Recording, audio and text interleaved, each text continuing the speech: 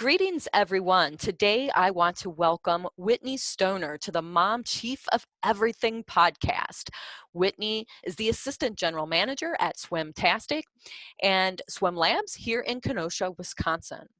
Whitney, can you go ahead and get us started today by sharing a bit about yourself and how you became part of the Swimtastic Swim Labs facility, and if you have background in swimming as well? Awesome. Yes, thank you so much for having me. I am a mom of two littles, so I have a 6 and 4 year old. And when I was in the workforce, I was looking for somewhere I could give back to the community and a community market need. A big thing here, obviously, living on a lake and a huge life skill is swimming. So it was super desirable for me to work for a swim school. It was new back in June, we opened of 2019. And I love giving back to the community, and so it was super important for me. For my swim background, I swam all the way through middle school, and then I jumped over to soccer for high school. But I do love swimming; it is in my blood, and I enjoy the sport a lot. So Awesome, awesome. Well, my skills in swimming are the backyard pool. So I did not take official swim lessons, so I probably need to. Now, I know that is it Swimtastic and Swim Labs? I just want to make sure I clarify the name. it is. So our Swimtastic is going to be our Learn to Swim. And that is our swimming lessons for anybody who's a beginner, intermediate, or advanced. And our swim labs are more people who are either on a swim team, swimming competitively, preparing for a triathlon, trying to improve stroke, anything like that that is a lot more competitive and you really do know the sport on our swim lab side. So for some people to say, it's two businesses in one building. Got it. I could have used you when I did my first triathlon back in 2008. I just taught myself to swim, so probably would have had a faster swim time. So now this is kind of a national organization too. I think it was, if I did my homework right, it's founded here in Wisconsin, but now it's all over the country, and they have different swim programs. So you've mentioned the Learn to Swim, and you mentioned the competitive. Um, can you share a little bit more about the history, because it is new? It seems like a fairly newer business, but just such a great service to the community. For sure. So Swimtastic was found in Waukesha, so Wisconsin, right in our Hmm. backyard, in 1996. We joined a franchise called Streamline Brands. And so Streamline Brands has 3 Learn to Swim schools names, depending what state you'll be in. So that'll be Swimtastic, Safety Swim, or Safe Splash. And then Swim Labs is that optional add-on to those Learn to Swim locations that any 3 of those schools could add on to their business for competitive swimmers. So depending what state you're in will determine what the Learn to Swim portion of it's called. But Swimtastic was founded right here in Wisconsin, so we are the pioneers. Awesome. Now, one of the things that caught my eye is that I really enjoyed the Facebook page here locally, because even in the midst of the COVID-19, I know a lot of businesses are shut down right now, and I know that Swimtastic right now is not open because of the stay safer at home orders. And hopefully, as we get closer to the summer and we're in the end of May and June, people can start getting back into the swim lessons and also enjoying other things as well. Mhm. But what really caught my eye was that the instructors were providing excellent like video lessons to help keep swimmers engaged, and also teaching them strokes like on land. So this gave such great value to like your current students, and then it also like helped someone like myself who has been considering enrolling her daughter in one of the programs. It just gave me an idea of how a class might be instructed, even though it's not in the water right now. Um, can you kind of describe the different levels of those Learn to Swim classes that are available, and then also the different levels for those who are wanting to swim more competitively? Yeah, for sure. So for our Swimtastic side, the Learn to Swim, what makes us super different too is we have 4-to-1 ratios. So our classes are nice and small. So that means the largest class your kid will have in their, or students there that will be in their class will be 4 kids. Um, that really does allow for us to really focus on that technique of the swimmer and make sure that they're learning the stroke well. It helps build that relationship with the teacher. You're able to build a relationship when there's only 4 kids in the class. So we have a beginner level, and in beginner, there's 3 different levels in there. So in intermediate, there's 3 levels, and in advanced, there's 2. After that, we would say you're swim team ready, and that's when you would transition over to swim labs and find a swim team locally. So whether that be at the Recplex, the YMCA, anywhere else that has a swim team, at that point you'd be ready. You would know all the strokes, you'd have technique down. We also have something called skill cards, which makes us a little unique.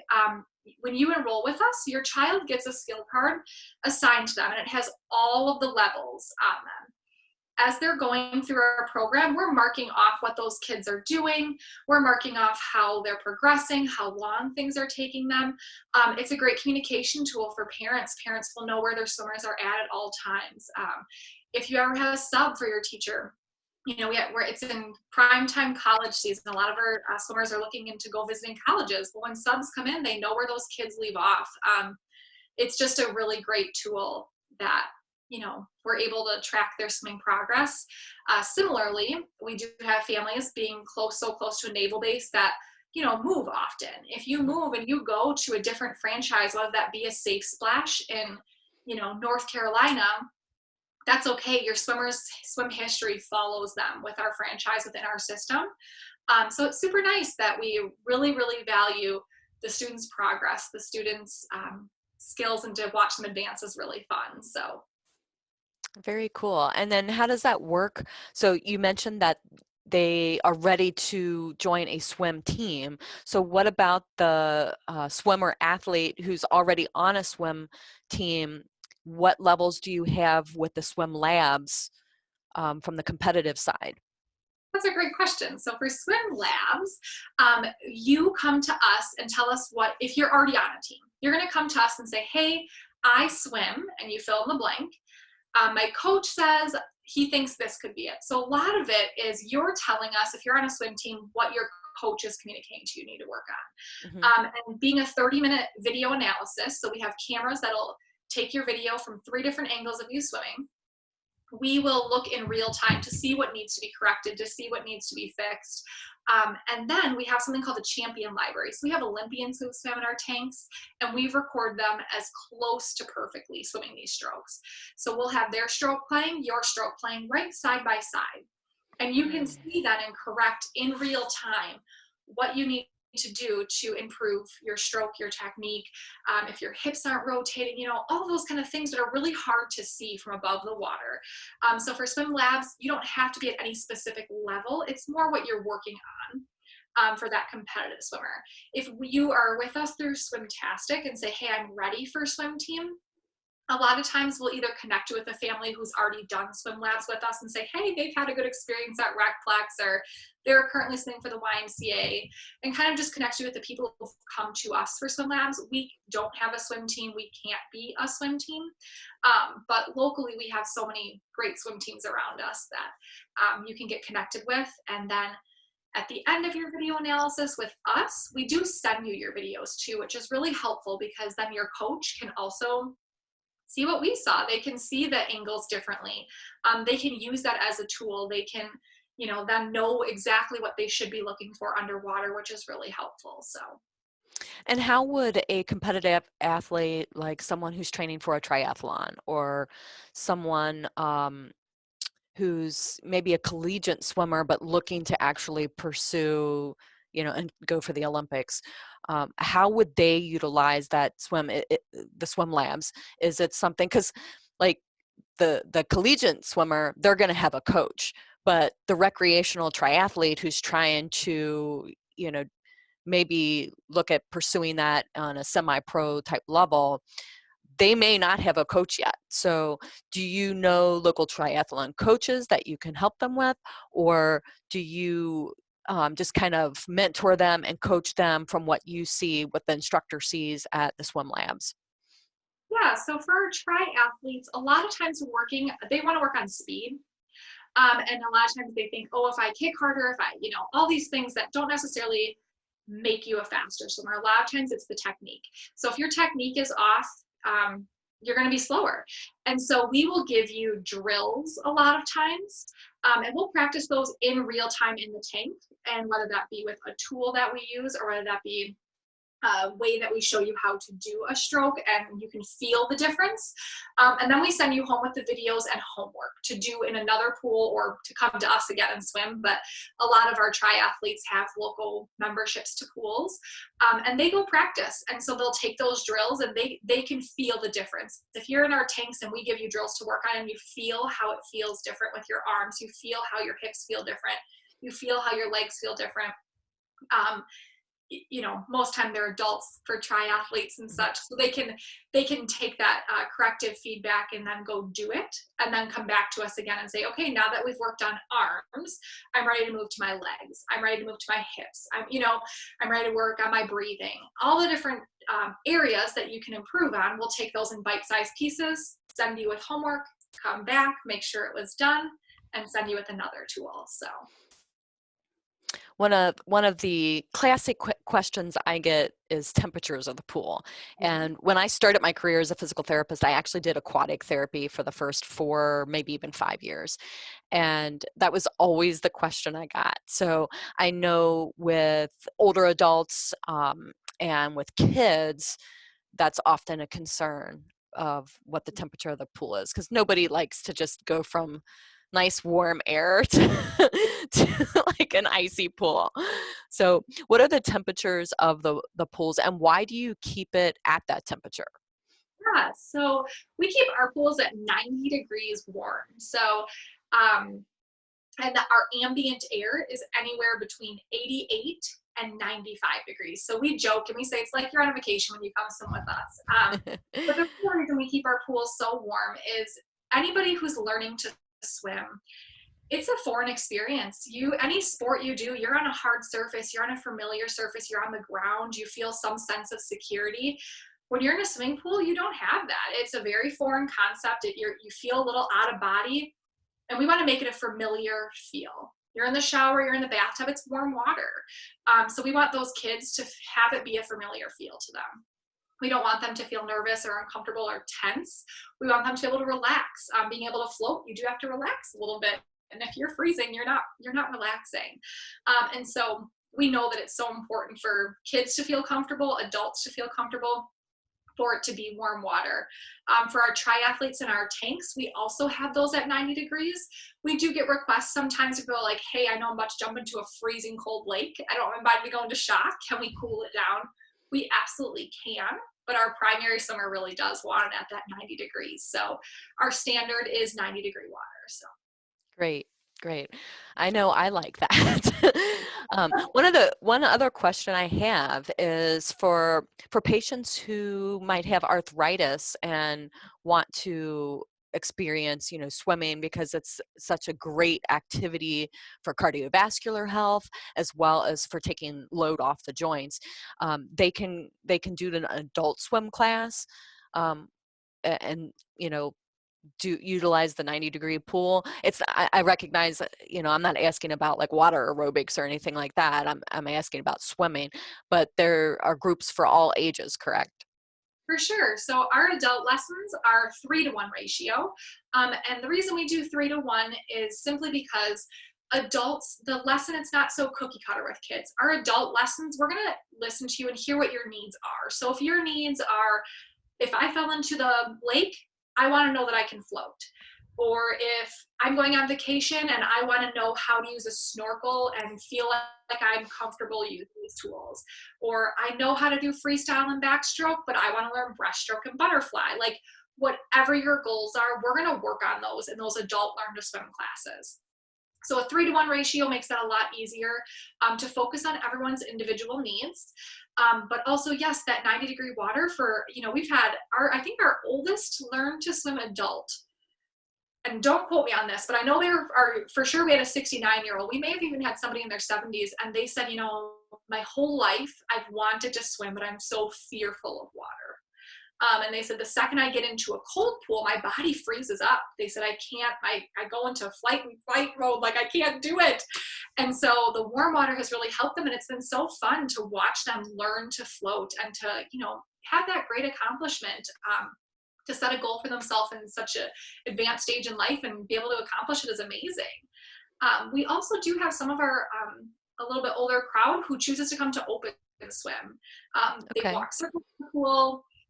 The time for open swim is normally midday on a weekday, so it's right after lunch, right before lunch, kind of when our pool's a little slower, but it allows for people to come in and just walk circles. Our pool's 4 feet deep, so you can easily stand and be safe and feel safe.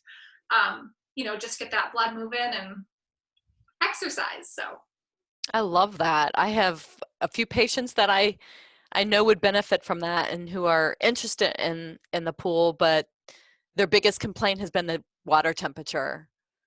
They, for sure. and when it's 84, 82, 84 degrees, which is, I think that's around the temperature that most lap pools are, because people who are swimming aggressively and swimming multiple laps, they can't overheat. Mm. So the pool tends to be a little bit colder. Am I right with Yes, that? Yeah. Um, it sounds like you have a lot of different programs. Do you also have some programs for people with special needs? we do. So for our special needs, we have a great relationship with Kenosha Human Development Service, KHDS. And when we first opened, they kind of reached out to us and said, hey, we love these warm water pools. Tell us more. After we share with them our program, our curriculum, which is through USA Swimming, introduced them to some of our teachers. They were like, we love this. How do we get involved? And they will send us students who can benefit from this program of learning to swim. It's a life skill that everybody should know. So a lot of times they will even fund it for the students because they feel so passionate that they should learn this valuable life skill. So we work with Kenosha Human Development Services to get the students. Once we have the students, we do have curriculum that our instructors go through. None of us are certified to teach therapy of special needs. That's not what Hmm. we do. But we are, we do teach them on techniques, how to communicate, how to get them, whether that's showing pictures. Picture cards are really helpful sometimes if you have a nonverbal student. Um, any way that we can teach these children the valuable life skill of swimming. We have super patient instructors. A lot of times privates are really helpful too, because that one-on-one attention allows them to focus. Hmm. And sometimes our special needs students really enjoy our tanks because it's a 4 walls enclosed. It's similar, some people, it looks like a hot tub. They say, why do you have hot tubs back there? We don't have hot tubs. We have swim laps, like a treadmill water. But a lot of our special needs students really benefit from having their lessons in there because it's not as loud over there. It's not as much, stimulation happening all at once. And it so allows them to focus. So we try really hard to make the environment a place where they can focus, they can learn, and our instructors are so relational and so helpful. We talk with the parents on what their goals are. If they do have therapy outside of swimming, to ask them, hey, to mom and dad, hey, are there words we can use? Are there things that are motivating for them that would help them learn? So we try really hard to partner with parents to make sure it is a successful program. That's great. And I know you mentioned between the special needs program, or the program for special kids with special needs or adults with special needs too. Yes, Yeah, yes. okay. And then the temperature of the pool, that's got to be really helpful for kids who are afraid to swim. But I think, parents recognize the importance of swimming. We have an amusement park with Six Flags nearby with a water park, and then of course there's Great Wolf Lodge with the water park, and then of course Big Lake, Michigan, and then all these small lakes around here locally too. So a lot of people want to be able to um, enjoy those recreational activities, but they want their kids to be safe too. What do you do when you have a child who's just terrified of the water and the parent really is trying to encourage them? How do you kind of nurture the child and also kind of engage the parent so that the parent can have the tools to equip the child as well. Yeah, for sure. That happens a lot of times. Again, it being such a different sport, you're at an unfamiliar surface. That happens a lot. It's not uncommon. And so what we do is we have someone called the deck supervisor on staff every night that we're open, and they actually help a lot of times with those kiddos. So they'll sit on the side of the pool and just watch for a little bit. And the deck supervisor will put water, a bucket next to them. They can play with little ducks and see that it's safe and happy. We have docks that kids sit in the water, so they're not grasping on the edge. They're able to sit and still be above water, which makes them feel really comfortable. Again, familiar, it's a warm water. You're not fully submerged, not being held by an adult. You can independently sit, similar to how you do in the bathtub. So once the students really realize that they are in a safe space, that it is a familiar space for them, a lot of times they will get in the water. They can see mom and dad, they wave to them through the glass, mom and dad are nice and close. A lot of times it's really helpful to have mom and dad stay on the other side of the glass. I have kids myself, and my kids act vastly different in front of me than they do with other people. And some kids need that comfort of mom and dad, of sitting on the pool deck side. Either way, we're fine with it. And it's helpful, just hearing from the parents what works for their kiddos, because every kid's so different. Once they get in the water, if they're still fearful to do a skill such as, floating or anything like that feels funny to them, we're super patient with them. We always tell them that they're the boss. They're in control of what's going to happen. We build that relationship with them. We have 4 to 1 kids in a class. There's only 4 kids, so they get to know their instructor. They have that relationship and that bond, and they build that trust. And again, we have something called Splash and Tell. Once a month, the parents come in and they get to talk with the instructor. So if something really isn't working, they have that dialogue with parents to say, like, hey, I've noticed Joey gets a little sad when we try and work on bubbles. Can you help me understand why? Did he have a traumatic water experience? That we're on the same page with the parents, and we can know how to best utilize, tools and tricks that we know. So yeah, that's Yeah, how. that's great. That's great. It sounds like you do have a lot of different variety to be able to adapt to the child. And it sounds too like with the adult swim classes, like for an adult who's afraid to swim, because there are a lot of adults who they didn't grow up around water and they're afraid, or even if they did grow up around water, they're just afraid to swim. But they often won't take a swim class if it has to be with little kids. So Yeah. it's nice to hear that the adult ratio of 3 to 1 learn to swim is going to meet their needs as well. Mhm.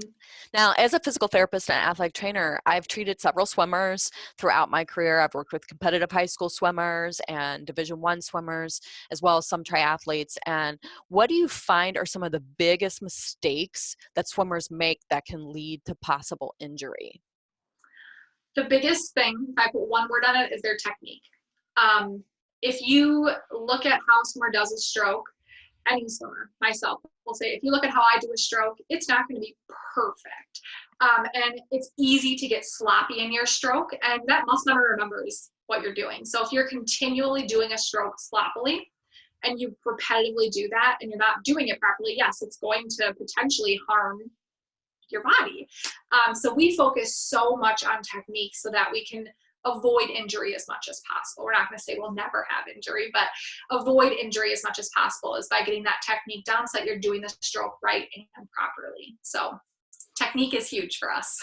Technique, technique, technique. And that's really true, I think, with any sport, is making sure that, whether someone is running and using good technique or whether somebody is swimming, they need to use good technique. And what do you find really breaks down someone's technique? Is it like they don't have the motion to do it, or they're not flexible, or they're not strong enough? Do you ever point things out, or can you tell if somebody just doesn't have the motion to get through the entire stroke correctly? So a lot of times in our learn to swim, technique is not as tricky, right? Because we're teaching very basic things. Once you get to that competitive swimmer, though, yes, a lot of times it does. It boils down to whether how they've been taught, if it's ingrained in them, or if they're truly just not able to do the motion, right? If it needs a drill to help correct that. Just because some things such as butterfly, they have funny motions. It's not a natural feeling. And so you really do have to train your body how to do it properly. And so a lot of times, if it is a strength thing, because swimming a lot of times comes from your core, you do need to have strength and muscle and endurance as well. There are dry land trainings as well you can do in addition to water training, so that you can build up that muscle, so that you can then do the stroke properly. One question I've always wanted to ask is it better to alternate your breathing, or is it okay to always breathe to one side? And I ask that because I love watching swimming in the Olympics, and I notice some athletes always breathe to one side and some alternate their breathing. And I wondered if it makes a difference. So yes, it makes a difference with your time. We do teach bilateral breathing. And then we also do teach one as a bubble arm, meaning when that arm stroke is happening, your face is always in the water. When the other arm comes up, that's your breathing arm, and you're always going to breathe on that side. Again, just for that muscle memory of repetition, you're going to keep repeated strokes rather than that, I need to catch my breath, and you potentially could lift your head, which makes your hips sink, which slows you down. Got it. I always wondered that question because I'm sure you see everybody, there's always that lane, no pun intended, actually. There's always that sweet spot for somebody with really good technique. But when it starts to break down, it can look just really funky. Yeah. So do your, one question about the programming is, do your programs change based on the season? For example, spring classes, summer's coming up, a lot of people are trying to learn to swim. Is that a different season than maybe in the fall, which is right before a school's competitive season because it's a winter sport? Do you notice that, or you're just meeting people where they are and your programs are running for what people need at that time, regardless of the season? Yes. So we are super unique. We have no sessions. There is not a session to be found on our website. So we know modern day parenting is so different, right? Parents are busy. Everybody's busy, but you're constantly going. And so to fit your kids into a sport, it really needs to work with your schedule. And we know the only way that's going to work is if you give us your schedule and we make it work for our business. So we do not do sessions. You tell us when you want to start, when you want to stop, and we make that schedule happen. We can even be super flexible if you're like, hey, for the next 5 weeks, I can do Tuesdays at 4 o'clock. Then we're starting football and I'll need to change to Thursdays. We are totally flexible because we know parenting's so different. We have to be flexible. And so, yes, we are different in the fact that scheduling is something that is very unique. There are no sessions. There's nothing curriculum-wise being taught differently in spring versus fall. Because we have those skill cards, whatever level your kiddo is at, they'll be grouped with those same level kids. We try and keep within a 3-year age gap in the class, no more than a 3-year age gap. And we have 5 to 6 classes happening at once. So if you have siblings, a lot of times they'll be at the same time or within 15 minutes of a start time of their sibling. Or if they level up, their class may not change time or might change only by 15 minutes. So we try and make it as super easy as possible for scheduling for our Learn to Swim. For our competitive swimmers on that swim lab side, our curriculum and product doesn't change, our availability changes. So when there's more need, we know competitions are coming up, we know triathlons are coming up, we'll open up our schedule a lot more to accommodate that. But as far as there being a difference in curriculum or program, it's all the same all the time, just depending on where your swimmer is at. And how long is a particular class or a typical class? Yeah, our classes are 30 minutes and they run every 15 minutes, which is why siblings can be so close a lot of times. Mm-hmm. So, yeah. Great. So if people want to learn more about Swimtastic and the swim labs, how can they find out more? So typically I would say stop by because, a strip mall, a pool in a strip mall, like who would have thought? It's crazy. Right. Those things you kind of just have to see to believe. But right now we are temporarily, closed until we know that we're nice and safe to be able to go back. So check us out on Facebook. We do have videos on there to kind of show some dry land training, things such as that. And excellent videos. I highly encourage everybody to go there. That's actually how I came across. I was looking up swimming for my daughter, and I came across the Swimtastic Facebook group or Facebook page, and yeah, excellent videos. Oh, thank you. They're so fun. We are glad that we can put tools out there for our swim family because they're just our swim family is so amazing. But and then we also are working on this time that we do have out of the pool. We're working on a new website. So right now you can go to our website, but check back in a month or so because it'll be awesome. We're revamping it right now. So that Facebook and our webpage are the best places to catch us right now. Great. Well, I really appreciate you, Whitney, coming on. I've learned a lot. I think the listeners will have learned a lot too. I think that scheduling piece where you're helping to work with people's schedules is such a huge asset to people who are looking at a place where they can swim, where they don't have to just fit into this age group at this time, and that doesn't work for my schedule. So that's a really big difference maker, I think.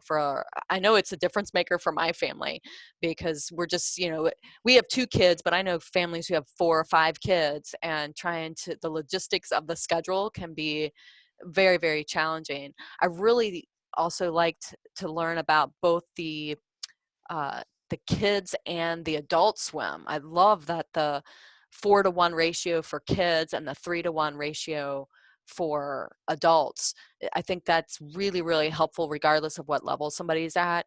And the swim cards, that's also a unique thing. I've not heard of that before. So having that swim card be able to carry through with each child or participant, I think is also a big difference maker. Is there anything else that you would like people to know about Swimtastics and swim labs? No, just come check us out when we're open. We would love for you guys to come see us. It really is an awesome place. We have such a great swim family, and just love all our little swimmers. And we can't wait to see them back at the pool soon. Great. Well, thank you so much for your time. I really appreciate you sharing this information. And to my listeners, until next time, be bold, be beautiful, and be you.